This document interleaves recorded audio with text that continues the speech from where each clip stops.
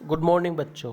आज का टॉपिक है प्रबंध के सिद्धांत का महत्व, यानी जो इसके प्रबंध के सिद्धांतों के महत्व है। प्रबंध के सिद्धांतों का महत्व उनकी उपयोगिता के कारण ही है, जो प्रबंध के व्यवहार को उपयोगी सूक्ष्म ज्ञान प्रदान करते हैं एवं प्रबंध के आचरण को प्रभावित करते हैं। प्राय इन सिद्धांतों को प्रबंध के दायित्व और उत्तरदायित्वों को पूर्ण करने हेतु उपयोग में लाया जा सकता है। आपको यह तो ज्ञात होगा ही कि प्रत्येक सारगर्भित चीज निहित सिद्धांतों द्वारा ही शासित होती है। प्रबंध के सिद्धांतवेताओं को प्रयास सदैव निहित सिद्धांतों की खोजना रहा है, यानी कि प्रबंध के जो सिद्धांत के जो वो होते हैं वेताओं, उनको सहवाद सिद्धांत को खोजने में लगे रहते हैं तथा रहने भी चाहिए। इसके लिए दोहराई गई परिस्थितियों में स्वाभाविक प्रबंध के लिए उपयोग में लाया जा सके। प्रबंध के सिद्धांतों को महत्व नीचे दिए गए बिंदुओं के आधार पर समझाया जा सकता है। प्रबंधकों को वास्तविकता का उपयोगी सूक्ष्म ज्ञान प्रदान करना। देखो क्या कह रहा है, प्रबंधकों को वास्तविकता का उपयोगी सूक्ष्म ज्ञान प्रदान करना, यानी जो प्रबंधक होते हैं उन्हें वास्तविकता का उपयोगी सूक्ष्म ज्ञान प्रदान कराते हैं। क्या? प्रबंध के सिद्धांत। देखो जैसा इसमें कहा गया है, प्रबंध के सिद्धांत प्रबंधकों के वास्तविक लौकिक स्थिति का उपयोगी पैठ करवाते हैं और इन सिद्धांतों को ग्रहण करने में उनकी प्रबंध की स्थिति और परिस्थितियों के संबंध में योग्यता, समझ के व ज्ञान बढ़ोतरी होगी। इससे प्रबंधक अपनी पूर्व की गलतियों में कुछ सीखेगा तथा बार बार सामने आने वाली कठिनाइयों का तेजी से समाधान कर समय की बचत करेगा। इस प्रकार प्रबंध के सिद्धांतों की क्षमता में वृद्धि करते हैं। जैसे इसमें पहले पॉइंट में बताया गया कि उदाहरण के लिए एक प्रबंधक दिन प्रतिदिन निर्णय अधीनस्थों के लिए छोड़ देता है। देखो कौन होता है प्रबंधक? जो होता है एक ग्रुप के ऊपर काम करता है, एक समूह के ऊपर। वो क्या करता है कि एक अपने द्वारा जो निर्णय लिए गए होते हैं तो वो किस पे छोड़ देता है? अपने सबॉर्डिनेट पे छोड़ देता है और स्वयं असामान्य कार्यों और वो दूसरे कार्यों में लग जाता है। क्यों? क्योंकि उसे दूसरे कार्यों में विशिष्ट ज्ञान के द्वारा ही वो करता है उन्हें, जिसके लिए वह अपनी विशेष योग्यता की जरूरत भी होती है उसे। देखो फिर दोबारा एक बार फिर बता रहा हूँ, एक प्रबंधक दिन प्रतिदिन के निर्णय अधीनस्थों के लिए छोड़ सकता है। देखो जो उसके अंडर सबॉर्डिनेट हैं, प्रबंधक का काम होता है डिसीजन लेना। डिसीजन लेने के बाद में वो अपना कार्य जो है अपने अधीनस्थों पर छोड़ देता है और स्वयं असामान्य कार्य में अपनी विशिष्टता के आधार पर कार्य करने लग जाता है, जिसके लिए उसे विशेषज्ञता की जरूरत होती है। प्राय इस सभी के लिए प्रबंध अधिकार अंतरण का सिद्धांतों का पालन करना होगा।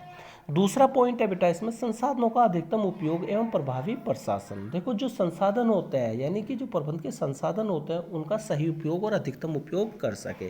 देखो प्रबंधक का एक महत्वपूर्ण कार्य यह होता है कि वह अधिकतम कम लागत पर अधिकतम प्रॉफिट कराए। जैसा इसमें बताया गया है, प्राय किसी कंपनी को उपलब्ध भौतिक व मानवीय संसाधन सीमित होते हैं। देखो किसी भी कंपनी के पास साधन इतने भरपूर नहीं होते, कहीं ना कहीं उसके पास मानवीय संसाधन जो सीमित होते हैं, जिसका अधिकतम उपयोग करना होता है।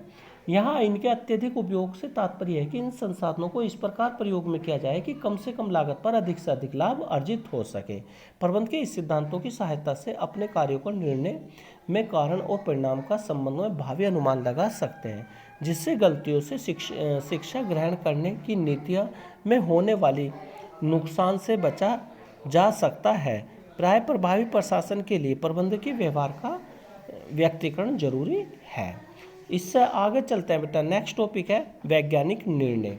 देखो इसके जो डिसीजन होते हैं वो एक साइंटिफिक होते हैं, वैज्ञानिक निर्णय होते हैं।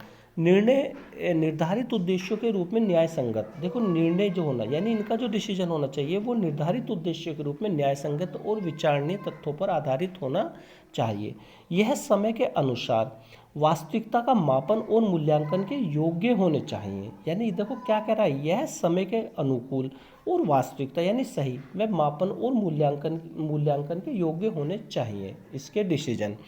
इसके साथ ही प्रबंध के सिद्धांत विचारणीय निर्णय लेने में सहायक होने चाहिए। प्रबंध के जिन निर्णयों को सिद्धांतों के अनुसार लिया जाता है वह पक्षपात व व्यक्तिगत द्वेष की भावना में से स्वतंत्र होते हैं। यह परिस्थिति व के तर्क सम्मानपूर्वक मूल्यांकन पर आधारित होते हैं। नेक्स्ट इसका टॉपिक बताया बदलती पर्यावरण की आवश्यकताओं को पूर्ण करना। देखो प्रबंध के सिद्धांत जो होते हैं वे जैसे जैसे एनवायरनमेंट में चेंज आता है वैसे वैसे उन्हें अपने अनुसार भी बदलना होता है। देखो इसमें जैसे बताया गया है कि प्राय सिद्धांत सामान्य दिशा निर्देशों की प्रकृति के होते हैं, लेकिन इनमें परिवर्तन होता रहता है जिससे यह प्रबंधकों के पर्यावरण पर बदलती ज़रूरतों को पूर्ण करने में सहायक भी होते हैं। आप जानते हैं कि प्रबंध के सिद्धांत लोचशील होते हैं जिनके व्यावसायिक पर्यावरण के अनुसार ढाला जा सकता है। उदाहरण के लिए प्रबंध के सिद्धांत विशिष्टीकरण और समय विभाजन को प्रोत्साहित करते हैं। यह सिद्धांत आधुनिक समय में सभी प्रकार के व्यवसायों पर लागू होते हैं। प्राय कंपनी अपने मूल कार्य को विशिष्टता प्राप्त कर रही है तथा अन्य व्यावसायिक कार्यों को छोड़ रही है। इन संदर्भ में हिंदुस्तान लीवर लिमिटेड का निर्णय का उदाहरण ले सकते हैं, जिसमें अपने मूल कार्यों से अलग होकर रसायन व बीज व्यवसाय को छोड़ दिया है और वर्तमान में कुछ कंपनियां गैर मूल कार्य कर जैसे शेयर हस्तांतरण प्रबंध और विज्ञापनों को भारी एजेंसियों से कराया जा रहा है। इसके अतिरिक्त विनिर्माण में विपणन तथा अनुसंधान और विकास जैसे मूल कार्यों को बाहरी इकाइयों से करवाया जा रहा है।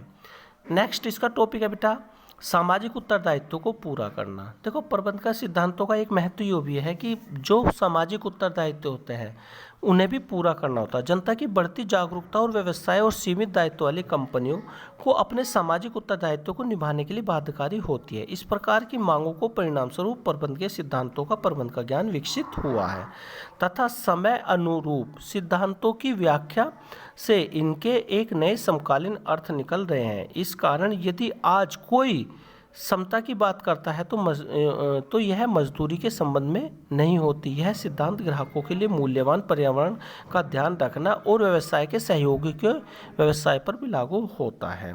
जैसे इन्होंने बताया इस सिद्धांत को लागू किया जाता है। यह ज्ञात होता है कि उद्यमों को शहर को विकास किया है, यानी कि उद्यमों ने यानी जो इनके जो हम इंडस्ट्री लगाते हैं उनके साथ साथ उन क्षेत्रों का विकास भी होता है।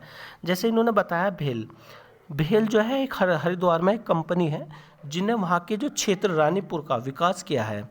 और दूसरा इन्होंने बताया महिला गृह उद्योग लिच्चत पापड़ के उदाहरण भी दे सकते हैं जिसे आप दिए गए बॉक्स में छोड़ते हैं, इसे देखते हैं, बाद में पढ़ेंगे इससे बेटा। नेक्स्ट टॉपिक है इसमें प्रबंध के प्रशिक्षण एवं शिक्षण का अनुसंधान।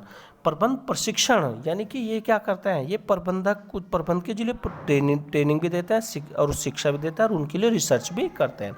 प्रबंध के विषय में ज्ञान का मूल्य आधार प्रबंध के सिद्धांत है जिनका उपयोग प्रबंध के शिक्षा के अनुभव अनुसंधान के आधार पर किया जाता है। यह तो आप भली भांति जानते होंगे प्रबंध संस्थानों में प्रवेश के पूर्व प्रबंध की परीक्षा आयोजित की जाती है। क्या आपको पता है कि इन परीक्षाओं का विकास बगैर संबंध के सिद्धांतों के समक्ष जाने बिना किया जा सकता है। बेटा ये प्रबंध के सिद्धांत पूरे होते हैं। कल से वीडियो बनाएंगे और जो वैज्ञानिक प्रबंध के सिद्धांत हैं उसे बोर्ड के माध्यम से बताएंगे WF टेलर के। तो बेटा आज की ऑडियो यहीं ख़त्म होती है। नेक्स्ट टॉपिक कल होगा।